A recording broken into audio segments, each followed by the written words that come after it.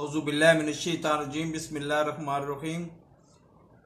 जो दरिंदगी का मुजाहरा लाहौर मीनार पाकिस्तान पे एक खातून के साथ किया गया, मतलब वो टिक टॉकर थी और 400 के करीब अफराद ने जो उसके साथ किया है उसको लफ्ज़ों में तो मैं बयान नहीं कर सकता। उसमें मेरे पास 3 पैगाम हैं। एक पैगाम है गवर्नमेंट के लिए, फिर दूसरा पैगाम है पाकिस्तानी माओं के लिए, और सबसे अहम पैगाम है आप अवाम के लिए। तो मैंने 2 महीने पहले, जब उस खबीस मुफ्ती 90 साल का वो बाबा है, उसने 2 साल तक एक बंदे के साथ मतलब बदफेली की, सिर्फ उसको इम्तिहान में, और इम्तिहान भी कौन सा, दरसे निज़ामी का इम्तिहान, उसके इम्तिहान में पास कराने का लालच देकर उस वक्त कहा था कि 377 का जो भी मुल्जम हो या जना का जो भी मुल्जम हो उसको रूटीन की सजा दें, लेकिन साथ उसकी एडिशन कर दें, उस कानून में थोड़ी तब्दीली कर दें कि उसको मुस्तकिल नामर्द भी बनाएं। उसके बाद भी 2-3 दफा मैंने मेरी वीडियोस गवाह हैं, टोटल मेरी 150 वीडियो है, 150 वीडियो गवाह है कि काफी दफा कहता रहा हूं कि ना सिर्फ इस सजा को का कानून बनाए मुस्तकिल नामर्दी का, बल्कि इस पे 50-60 हजार लाख 2 लाख बंदों को नामर्द बना के तो उसकी एक्स्ट्रा ऑर्डिनरी मामूल से बहुत ज्यादा तशहीर करें ताकि ये कौम बाज आ जाए। लेकिन आपने कान ना धरे हैं ना धरने हैं, तो फिर आपके लिए यही मैं अर्ज कर सकता हूं कि होर चूपो।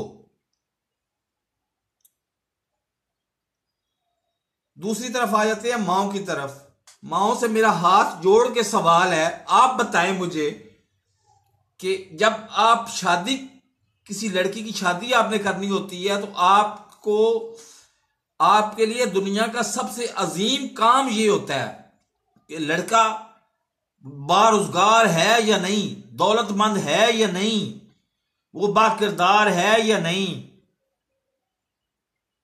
मैं यहां पे एक छोटा सा वाकया आपको सुना देता हूं। अगर आपकी खोपड़ी में ये बात पड़ गई ना, तो मुस्तकबिल में ये साने बहुत कम हो जाएंगे आपके इस अमल से। एक प्रोफेसर बागी है, वो आता है, रोज आता है, अब भी आता है, दोबारा छोड़ गया था लेकिन दोबारा भी आता है खबरदार में। उसने एक वाकया सुनाया था कि यूएई में वो एक स्कूल में प्रोफेसर था। तो एक दिन उस प्रोफेसर की कुलीग जो उसके साथ ही पढ़ाती थी, खातून, वो भी प्रोफेसर थी, उसने उसको दावत दी कि आज मेरी शादी है तो तुम बतौर मेहमान तशरीफ लाना। ये प्रोफेसर बागी के मैं आपको अल्फाज सुना रहा हूं। उसने कहा जी अच्छा शादी है आज। उसने सोचा शादी है, जाहिर है बहुत बड़े गिफ्ट लेने होंगे। उसने जनाब वहां से छुट्टी की और सबसे पहले मार्केट गया, वहां पे मतलब गिफ्ट लिए बहुत बड़े, और उसने कहा बहुत बड़ा, मतलब शादी भी होगी, रुखसती भी होगी, निकाह भी होगा, तो रस्में भी होंगी, सारा कुछ होगा। वो चला गया, अल्लाह भला करे ना, सारे गिफ्ट लेके ना उसके घर पहुंच गया। घर पहुंचा तो उसने देखा कि वहां पे तो टोटल 4 बंदे मौजूद हैं, एक वो खातून है और 3 बंदे और हैं। उसको हैरानगी हुई लेकिन वो चुप रहा। तो उन्होंने निकाह किया और निकाह के बाद 5 खजूरें, 5 आम खजूरें और 1 कप कावे का बागी साहब के आगे रख दिया।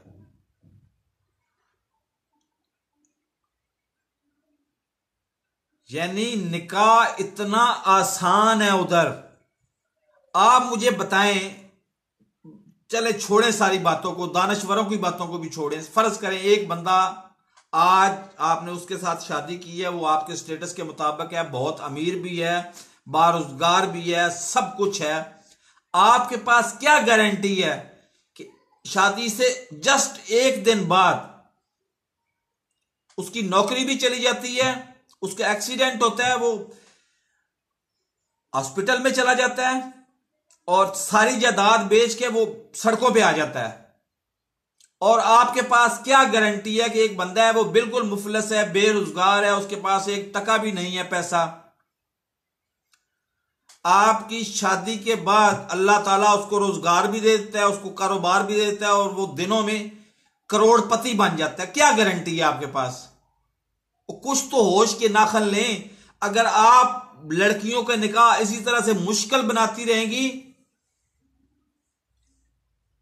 तो फिर अल्लाह ही हाफिज है। फिर इसको आप मामूल समझ के ना अपने दिल से कबूल कर लें। इस तरह के साने होते ही रहने हैं, बल्कि दिन ब दिन बढ़ने हैं इस तरह के साने। अब खुद सोचें, ये फितरती तकाजा है इंसान का, उसकी शादी हो नहीं पा रही तो वो क्या लवातत जनी और जना की तरफ नहीं जाएगा तो और कहां जाएगा? वो उसका दिमाग घूमेगा या नहीं घूमेगा? जाहिर है घूमेगा। और आखिर पे अवाम के नाम पे एक पैगाम है,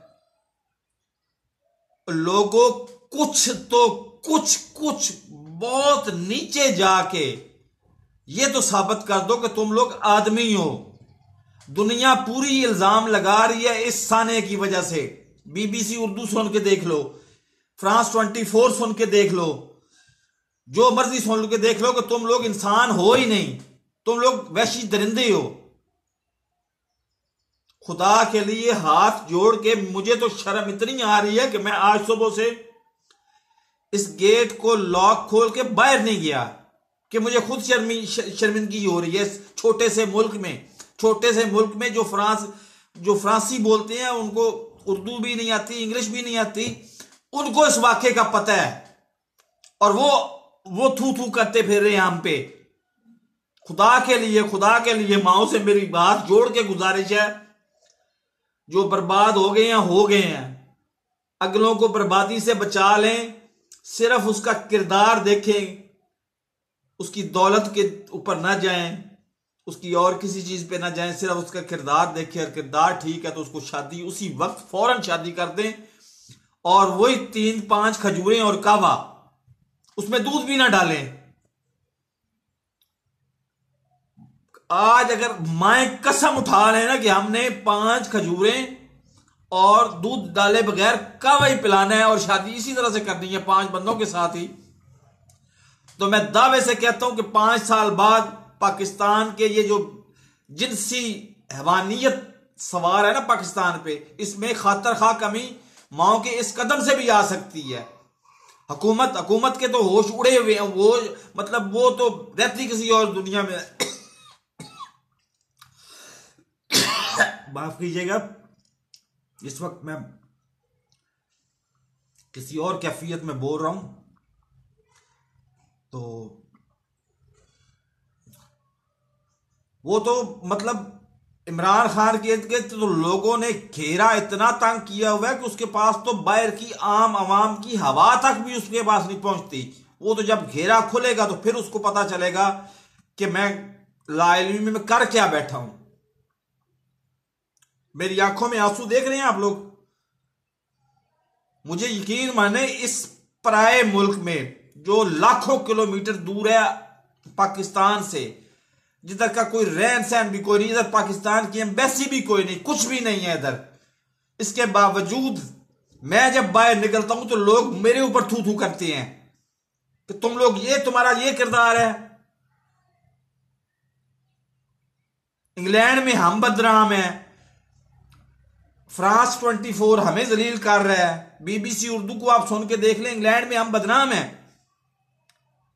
शाम तक अल्लाह के फजलो करम से वो CNN भी ये खबरें देनी शुरू कर देगा कि हम इंसान नहीं हैवान हैं। तो खुदा के लिए हाथ जोड़ के रिक्वेस्ट करता हूं कि कुछ होश के नाखन ले लो। अगर नए आ रहे हो तो मेरे चैनल को सब्सक्राइब कर दो, साथ लगे बेल आइकन को दबा के नोटिफिकेशन को ऑन कर दो। अल्लाह हाफिज।